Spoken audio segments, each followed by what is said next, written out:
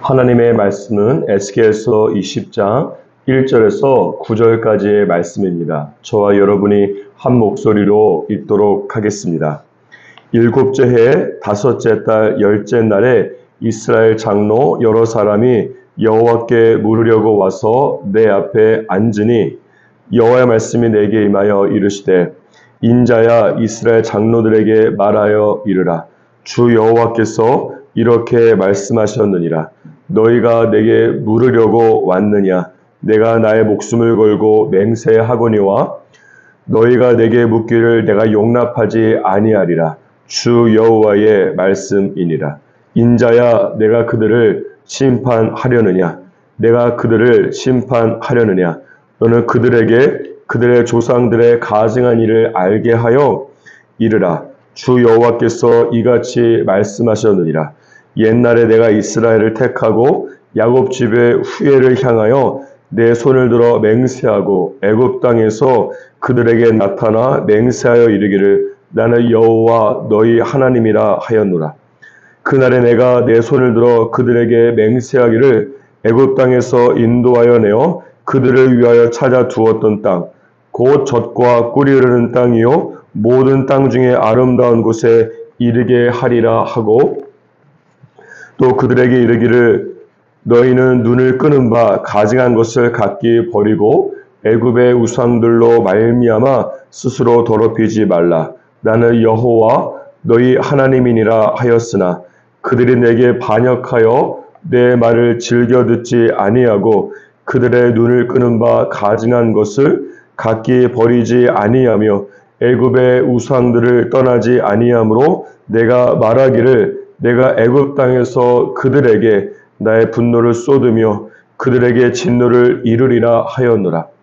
그러나 내가 그들이 거주하는 이방인의 눈앞에서 그들에게 나타나 그들을 애굽 땅에서 인도하여 내었나니 이는 내 이름을 위함이라.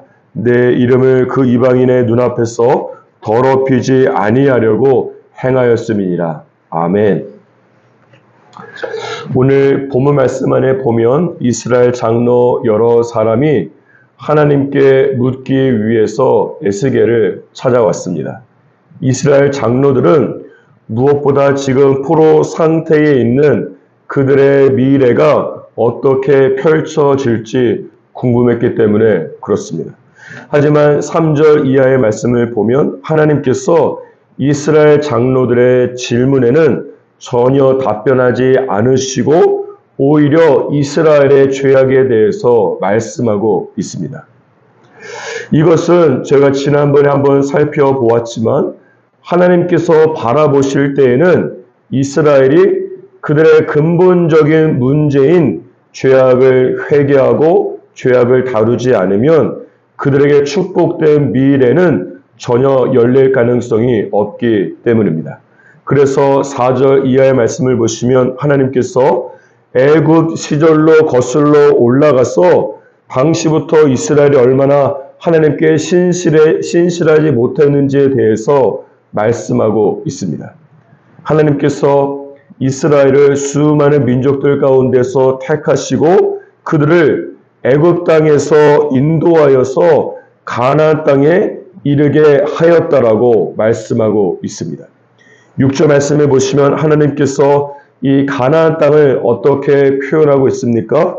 내가 그들을 위하여 찾아 두었던 땅이라고 말씀하고 있고 또한 젖과 꿀이 흐르는 땅이요 모든 땅 중에 아름다운 곳이라고 말씀하고 있습니다.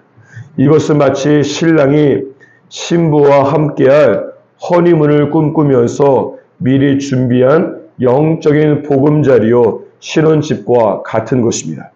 그런데 7절과 8절 말씀에 보면 이스라엘이 그런 하나님의 기대와 하나님의 마음을 뒤로하고 무엇을 했다고 말씀하고 있습니까? 이스라엘이 그들의 눈을 끄는 바 가증한 것, 즉 우상을 숭배하고 스스로를 더럽혔더라고 말씀하고 있습니다. 여기서 한 가지 생각해 보고 싶은 것은 하나님께서 이스라엘을 아예 처음부터 우상이라고는 전혀 찾아볼 수 없는 땅으로 인도하지 왜 주님께서 우상이 가득한 애굽 땅으로 들어가게 하셨을까 하는 것입니다. 이스라엘이 그들의 눈을 끄는 우상이 전혀 없는 곳에 가게 되었다라고 한다면 하나님 한 분만 섬길 수 있지 않겠습니까? 그럼에도 불구하고 하나님께서 이 요셉을 통해서 야곱의 후예들을 우상의 천국이라고 할 수 있는 애굽 땅으로 인도하신 이유 중에 하나는 무엇인가 하면 사랑 때문에 그렇습니다. 사랑은 무엇입니까? 사랑은 상대방을 억압하면서 다른 선택을 할 수 없는 상황 속에서 나를 선택하게 하는 것이 아니기 때문에 그렇습니다. 정말로 사랑한다면, 진정으로 사랑한다면 상대방이 내가 아닌 다른 것을 얼마든지 자유롭게 선택할 수 있는 상황 속에서 나를 선택할 때에 서로가 진정한 사랑의 관계 속으로 들어갈 수 있기 때문에 그렇습니다. 따라서 사랑은 무엇인가 하면 상대방이 내가 아닌 다른 것을 선택할 수 있는 위험 부담을 감수하면서까지 자유를 주는 것이 사랑이 되는 것입니다. 이런 의미에서 하나님께서는 이스라엘이 기계적으로 여호와 하나님을 선택하는 것이 아니라 여러 우상들이 있지만 그 가운데에서도 이스라엘이 그들의 자유의지를 사용해서 하나님을 선택하기 원하신 것입니다. 하나님께서는 이스라엘을 자신을 섬기는 기계로 창조한 것이 아니라 자신과 사랑의 교제를 나눌 수 있는 인격체로 창조하셨기 때문입니다. 그래서 고린도전서 1장 9절 말씀에 보면 너희를 불러서 그의 아들 예수 그리스도 우리 주로 더불어 교제하게 하시는 하나님은 미쁘시다라고 말씀하고 있는 것입니다. 이런 면에서 지금 내가 있는 곳 또한 어떤 면에서 내 눈길을 끄는 여러 가지 죄악의 요소가 있는 그런 장소일 수가 있습니다.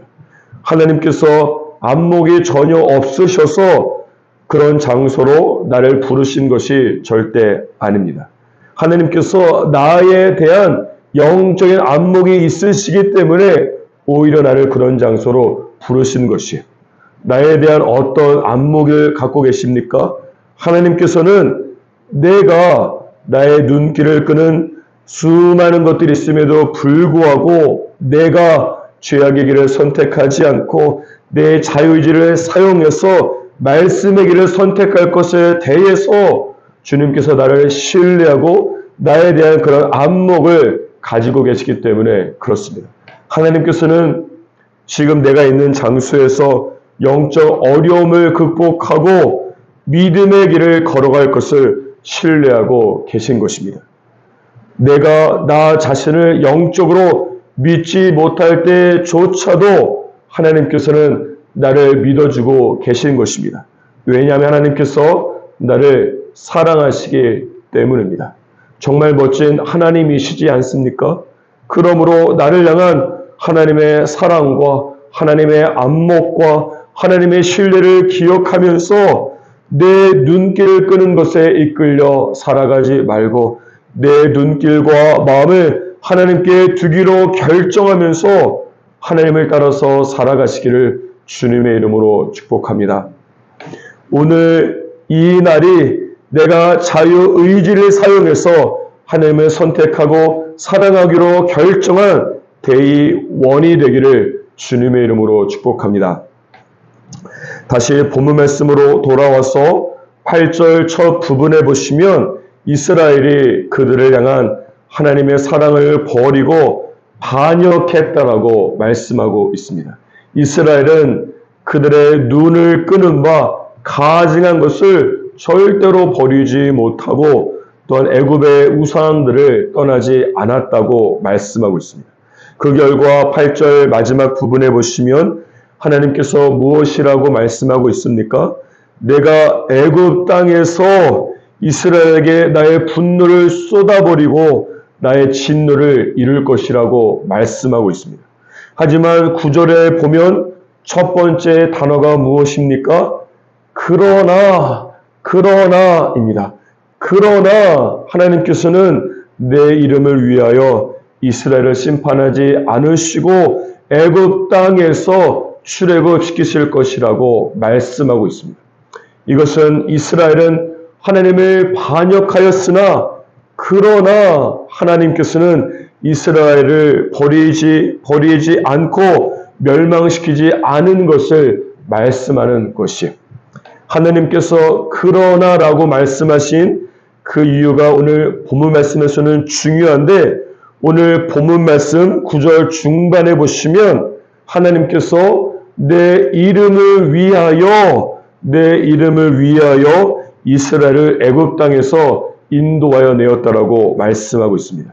이 9절에서 내 이름을 위하여라고 하는 것은 메시지 영어 성경으로 보면 어떻게 번역되어 있는가 하면, 하나님께서 당신이 이스라엘의 죄악에 대해서 느끼는 감정대로 행동하지 않으시고 하나님께서 당신 자신의 어떠함인 성품에 따라서 행동한 것을 말씀하는 것입니다. 좀 더 구체적으로 영어 성경을 보면 하나님께서 how I felt, 내가 느끼는 감정에 따라서 이스라엘의 죄악에 대해서 반응하지 않으시고 하나님께서 who I am에 따라서 당신의 변하지 않는 성품을 따라서 결정하고 행동한 것을 말씀하는 것입니다. 그렇다면 주님께서 어떤 분이십니까? 시편 103편 8절에 보면 여호와는 자비로우시며 은혜로우시며 노하기를 더디하시며 인자심이 풍부하시다라고 말씀하고 있습니다. 그러므로 하나님께서 당신에게 반역한 이스라엘에게 정말로 감정적으로 반응하셨다면 이스라엘은 출애굽은 고사하고 모두 애굽 땅에서 주님께 심판을 받고 멸망당했을 것입니다. 하지만 그러나 하나님께서는 당신의 이름을 위하여 반응하셨기 때문에 감정적으로 이스라엘 심판하지 않고 당신의 성품을 따라서 당신의 말씀을 따라서 자비롭게 노하기를 더디하시며 인자하심으로 대하신 것입니다. 그리고 이것이 지금 저와 여러분이 이스라엘의 반역보다 더 반역하는 삶을 살고 있지만 멸망당하지 않고 지금 숨을 쉬고 있는 이유가 되는 것입니다. 그리고 이것이 모든 인간이 죄로 말미암아 죽을 수밖에 없지만 하나님께서 예수 그리스도의 십자가를 통해서 구원의 길을 활짝 열어놓으신 이유가 되는 것입니다. 사랑하는 여러분, 여러분은 어떻게 반응하면서 살아가고 있습니까? 여러분이 정말로 사랑한다면, 정말로 하나님의 백성으로 살아간다면 나를 반역하고 어려움을 주는 사람에게 하나님처럼 반응하기를 주님의 이름으로 축복합니다. How I felt, 감정적으로 반응하고 감정적으로 욕하고 비난하고 복수하기로 반응하지 않고 Who God is, 하나님의 성품을 따라서 하나님의 말씀을 따라서 용서하고 오리를 가자고 하면 심리를 함께 가지고 7번씩 70번이라도 사랑으로 용서하며 대할 수 있기를 주님의 이름으로 축복합니다.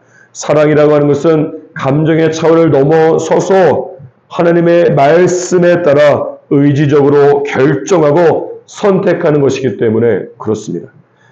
그렇기 때문에 사랑하는 여러분, 저와 여러분이 다른 사람이 아니라 하나님을 사랑할 때에도 마태복음 22장에 보면 마음을 다하고 감정을 다하고 목숨을 다하고 그리고 뜻을 다하여 의지를 다하여 주 너의 하나님을 사랑하라고 말씀하고 있는 것입니다. 내 감정으로 보면 화가 나고 복수하고 욕하고 싶지만 하나님의 이름을 위하여 하나님의 말씀대로 반응하기로 결정하고 선택하는 저와 여러분이 되기를 주님의 이름으로 축복합니다.